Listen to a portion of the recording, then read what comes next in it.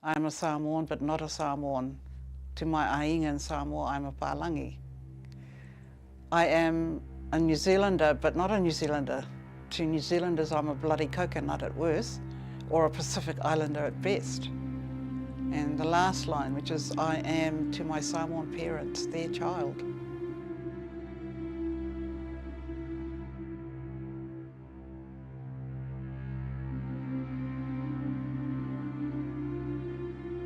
My name is Lupematasila Misatauveve Dr. Melani Anae. My father is from the village of Samai and Apia village, and my mother's from the village of Siumu and Laluvaya. As for me, I was born in the village of Ponsonby, Greyland, in the 1950s. I'm Associate Professor in Pacific Studies at the University of Auckland. I'm an original Polynesian Panther member and also the Deputy Chair of the PPLT, which is the Polynesian Panther Party Legacy Trust. So our work at the moment for the last few decades has been on our Educate to Liberate program. So it's conscientising, if you like, the next generations of Kiwis, Māori, Pacific students about racism. My parents migrated to New Zealand in the 1940s. My dad came first. So he, when he was at the age of 19, went to live with his mum, my grandmother, in Suva, Fiji, because that was the route to New Zealand was through Fiji in those days. And he joined the army when he was 19. He was in the Fijian army during the Second World War, stationed at Guadalcanal. And I didn't know any of that until after he passed in 2001 and read his papers, but he would never talk about that experience in the war. So he came to New Zealand first and lived with my grandmother here in Greyland. Out of a family of 8 children, my younger brother and I were the only ones to be born in New Zealand. So we were the first of the first. We were the first generation of New Zealand Born Samoans. Ponsonby growing up was awesome, Ponsonby Greyland. Most of the Pacific Samoans who migrated in that first wave settled in Ponsonby Greyland because the church was there. Pacific Islanders, Newton PIC Church was there, and so we congregated in that area. Dad worked like 6 days a week, long hours, so we hardly ever saw him. I mean, if I remember, we only saw Dad on a Sunday at church. As these first settler migrants, my parents, as with other Samoan and Pacific families at the time, we hosted a whole lot of our ainga in our home, our 3-bedroom home in Greyland, and it was like a bottomless pit of people coming over. Dad would find them jobs, and then they would meet someone, get married and move out and set up their own households. So it was like that. It's all I can remember as a kid. But we were happy. We played in the streets. It was freedom, I think, compared to what the kids these days have to go through. We were free to just play, and it was a really nice childhood for me. School was a breeze. We did well in school, that generation. And so I went to Newton Central Primary School, and I think a big experience for me that made me also successful in my learning was a teacher, Palangi teacher, who took us to her farm during the holidays, and we actually rode her horses. And I just thought, wow, that we were so special. So my thing was to make her pleased with my schoolwork, so I tried extra hard to get 100% in my, tests and exams. A lot of us Panthers joined for different reasons. Mine was very unique to me. As I said, the world I knew was just, church, family and school. But when my last year at school, my bursary year, I lost 7 members of my family. a week after my birthday in January, there was a plane crash in Samoa. My brother, his fiancée, my sister, her husband and my little nephew, baby nephew, all died in that plane crash. At the time, my mum had cancer, so when that accident happened, she just, I think lost all hope. She passed away in July, and then my grandmother died later on that year. So 7 people in my family gone, and they were the most important people, the matriarchs, my grandmother and my mum. And so being the only youngest girl left in the home to look after my dad, my siblings had all married and left home. I was left in my bursary school to look after my sick mum and then to cope with that trauma, which just unsettled me very much. So I very much started to take the wrong path. Ended up being a bad girl, I guess, and just wagging school, meeting up with boys, all that type of thing. So I was on the pathway to not a very good future. And it wasn't until my neighbour told me that there was a meeting at her house in Keppel Street, and that there was a group who were going to join together to help our communities in Ponsonby and Grey Lynn. So I went along, and that's when I became a member of the Polynesian Panthers party. So that's why I joined. I was looking for something that would pull me out of the hole I was digging for myself, and so I joined that. But again, it was risky because I couldn't tell my dad, because at the time they all thought that the Panthers was a gang, but it wasn't. It was a movement. We didn't have, our rules were no drugs, no weapons, nothing like that. And so I couldn't tell my dad, so I had to sneak out to the meetings and not tell members of my family what I was doing, because I knew they wouldn't understand. And so that's why I joined the Panthers, and I'm glad I did, because we helped our people in huge ways later on.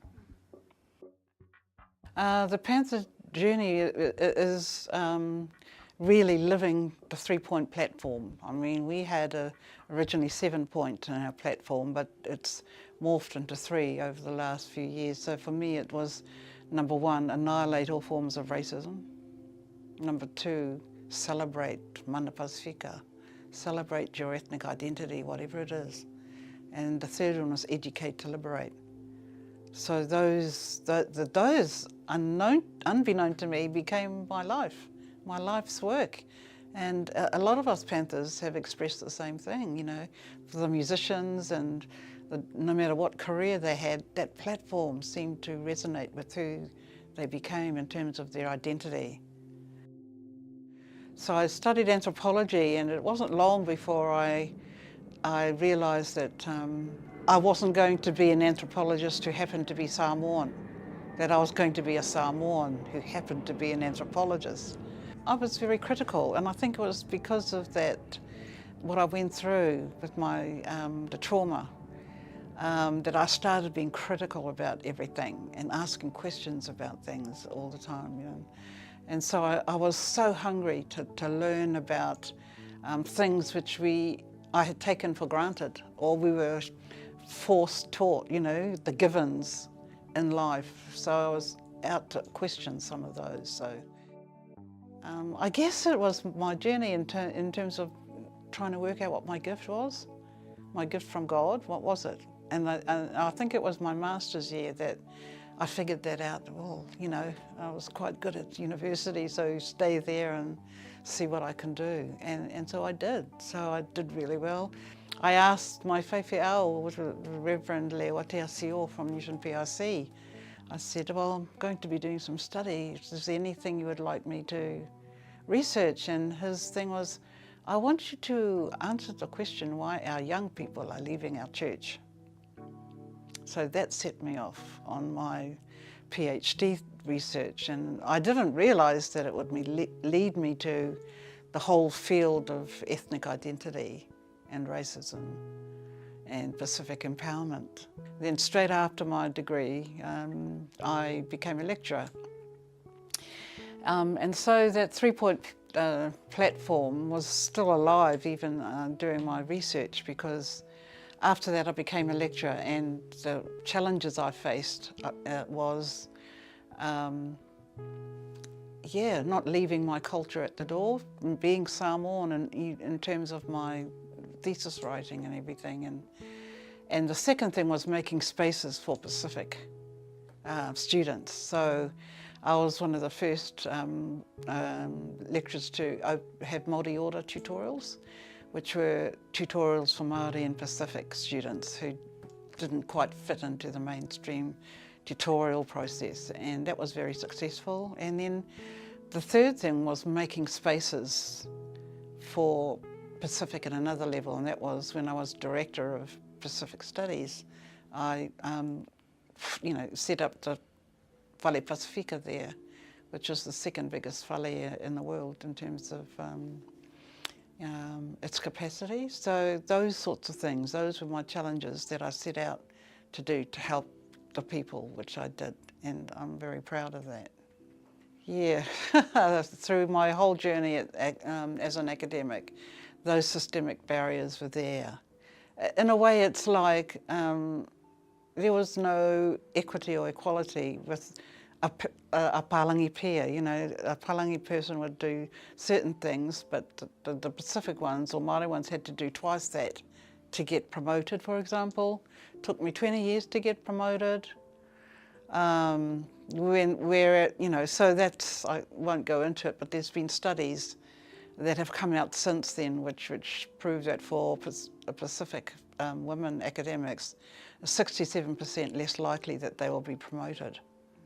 So, those were the sorts of things. But it was my desire to keep teaching the students and getting them to be proud of their identity, which just kept me going. So getting promoted didn't worry me, really. I just did the work I had to do.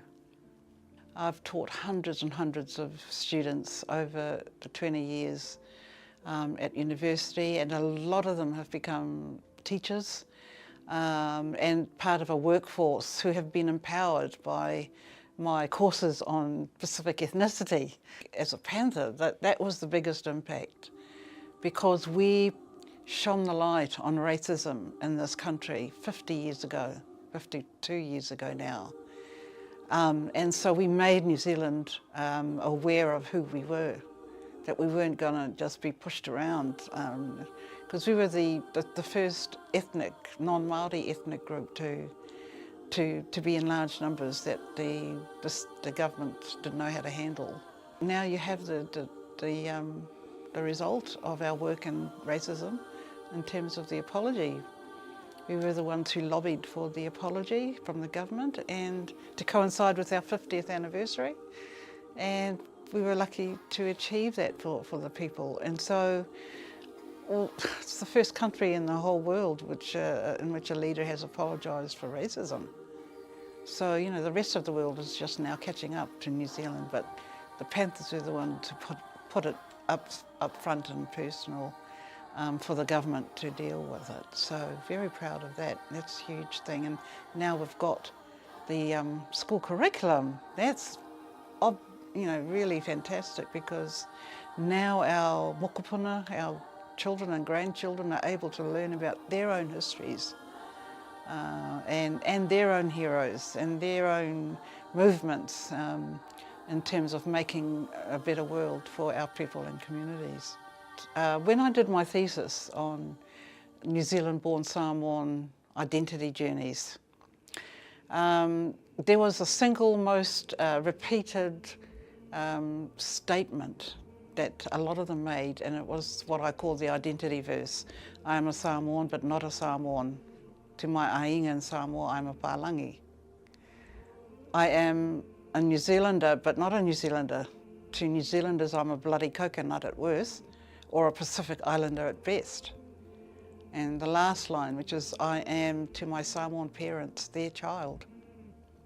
So this is the identity journey that all Samoans born offshore, all Samoans i whawhau will go through in terms of, whether they're living in America or Hawaii or New Zealand, Australia.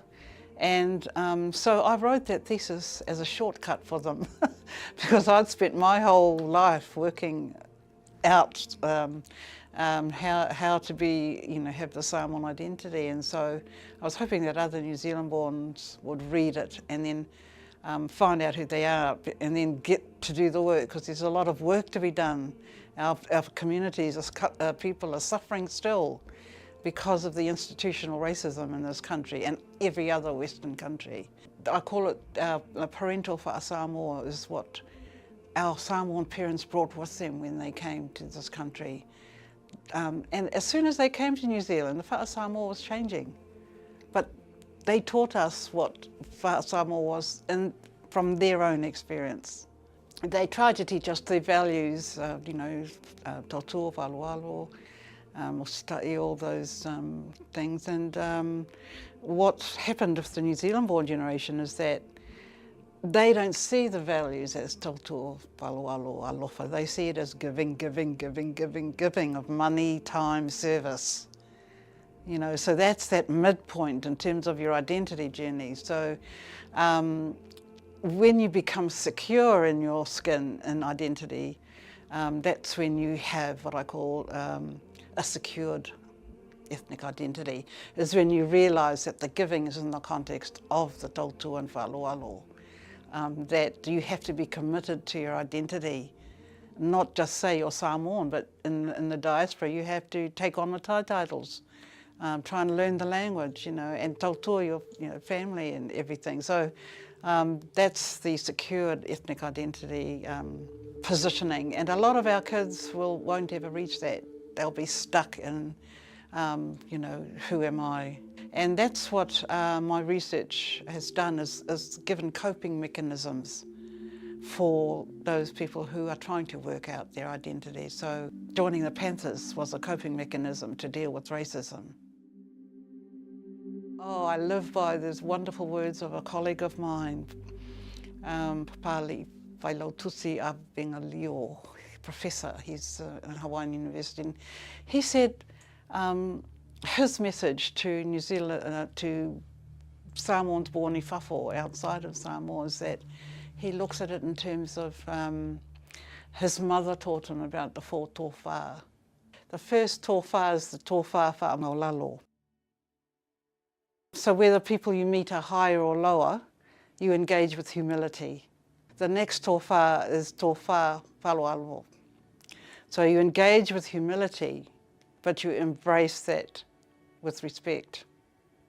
And that's followed by the tōwhā alofa.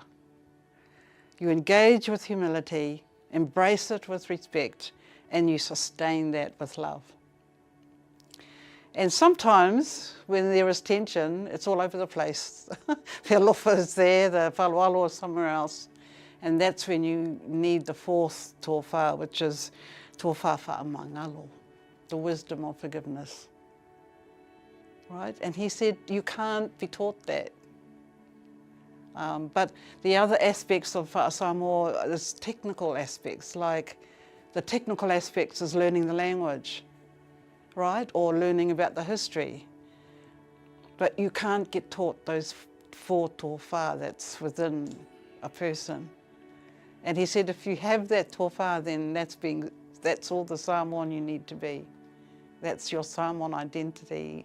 The rest of the other things, you can't take on the title, you don't think you're good enough, or, that can come, and it's technical. You can learn that, but you can't learn the four tōwhā, and that's what will carry you in terms of who you are, your identity.